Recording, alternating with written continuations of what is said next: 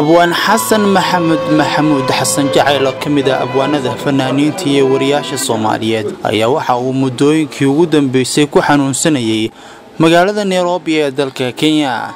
xaaladda Xasan Jacayl ayaa marba marka xiga isbedbedelaysa iyadoo uu soo maray xaalado kala gedisan xanuunkiisa, taasi oo sababtay in lugtiisa midig uu ku waayo iyadoo ay haatanna tii kale dhibaatadu saameyn xooggan ku yeelatay. أبوان حسن جعيل ayaa xaaladiisa ay ka sii dartay toddobaadkii aynu ka soo gudubnay kadib markii xanuunka macaanka oo uu muddo la xanuunsanayay uu gaaray heerkii ugu sarreysay iyadoo labadiisa kiliyoodna ay shaqadii joojiyeen, halka lugta bidix oo ahayd lugtii u badbaaday markii sanadkii hore laga jaray lugta midig ay aad u caabuqday. waxaana dhaqaatiirta ay haatan xoogga saarayaan sidii ay Xasan Jacayl si kaalmaanta looga shaqaysiin lahaa kiliyihiisa, iyadoo maalin walba loo sameynayo waxa loo yaqaano dialysis oo ah in mishiin looga shaqaysiiyo kiliyihiisa.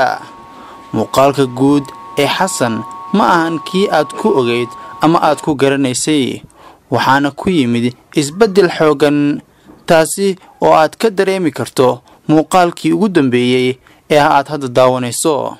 Xasan maxamuud xasan Jacayl waxa uu u baahan yahay kaalmo degdeg ah, iyadoo ay jiraan kaalmooyin yaryar oo ay gaarsiiyeen wariyaal iyo hay-ado, inkastoo aysan baahida Xasan aysan dabooli karin, ileen waa ruux xubin ka mid ah jirkiisa waaye haddana xanuuno la liito.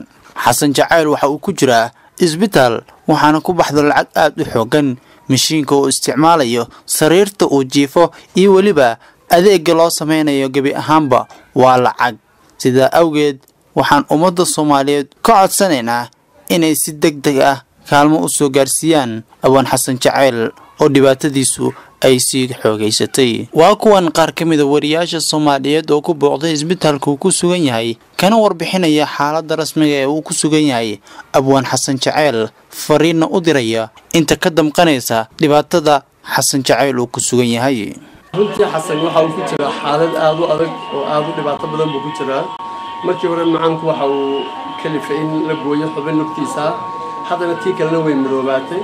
imika labadii kaliyood ayaan shaqaynay, markaa waxay noqotay in maaragtay had iyo jeer laga miro kaadida maaragtay oo dialysis loo sameeyo ilaa intay kaliyihiis ku soo noqonayaan xilliyo caadi ah oo maaragtay isagu noloshiisa maaragtay bal uu ku adeegan karo. sidaa darteed lacagta uu u baahan yahay hospitaalkan waxa weeye mid aad u xoog badan, qaybo fara badan waa la bixiyey, horena qaybo kale xooggan waa la bixiyey.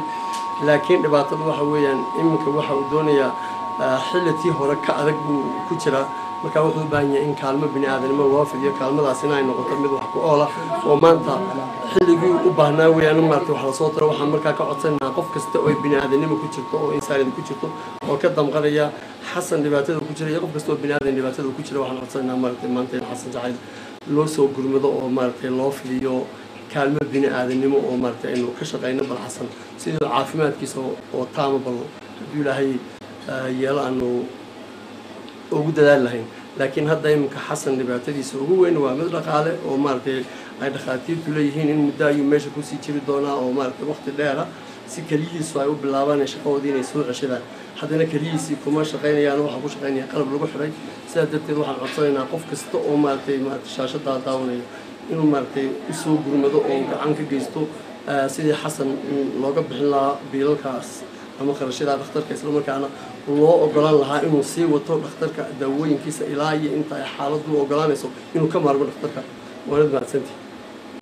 waad arkaysaan bismillahi rahmaani rahiim, waad arkaysaan Xasan maxamuud xaaladiisa siday tahay aad u liidataa. maantana waxaan ku soo booqanay Star Coptic oo uu yaallo rag culus oo madaxdii iyo mas'uuliyiintiisa xaafadda Soomaaliyeed ayaa meesha jooga.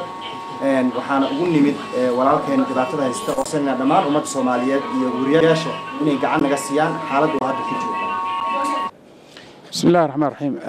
Xasan maxamuud anu waan yaqiinay in doora oo ahaa nin Soomaaliya oo muxuu ahaa abwaana oo Soomaalinimada fanka ku higsada oo aan dadka kala saarin, nin wanaagsan.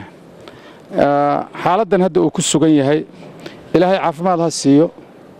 waxaan ilaahay uga baryaynaa inuu ilaahay caafimaad wanaagsan siiyo waxaase laakiin arrinta hadda ka dhex muuqda inaanu iskuna fillayn oo uu baahi ballaaran u qabo in gacan la siiyo wixii aadaminimo wuxuu tari kara wixii ahalnimo wuxuu tari kara khaasatan waxaan aad u soo jeedinayaa dawladda ku meel gaarka ah inay gacan ka geysato sidii loo tabantaabi lahaa bukaankan loo yaqaano inuu ahaa nin mustawa qaran leh oo abwaan Soomaaliyeed ah mas'uuliyad baa ka saaran waxgaradka mas'uuliyiinta dawladda ku meel gaarka ah hay'adaha gaarka ah oo dawliga ah oo arrimaha muxuu ahaa caafimaadka mas'uuliyadda lagu og yahay intaba waxaan rajaynayaa inay wuxuun ka qabtaan ninka arrintiisa islaan iyo muxuu ahaa aliya islaam buu u baahan yahay maanta ilaahayna caafimaad ha siiyo mahadsantiin salaamu calaykum waraxmatullahi wabarakaatu dhammaan ummadda Soomaaliyeed ee daawanaysa muuqaalkan waxaan ka codsanaynaa inay haddii ay awooddo si degdeg ah kaalmo u soo gaarsiiso Xasan Maxamed Maxamuud Xasan Jacayl oo xanuunkiisa uu ka sii daray waxaan eebbe uga baryaynaa Xasan Maxamed Maxamuud Xasan Jacayl in caafimaad degdeg ah uu keeno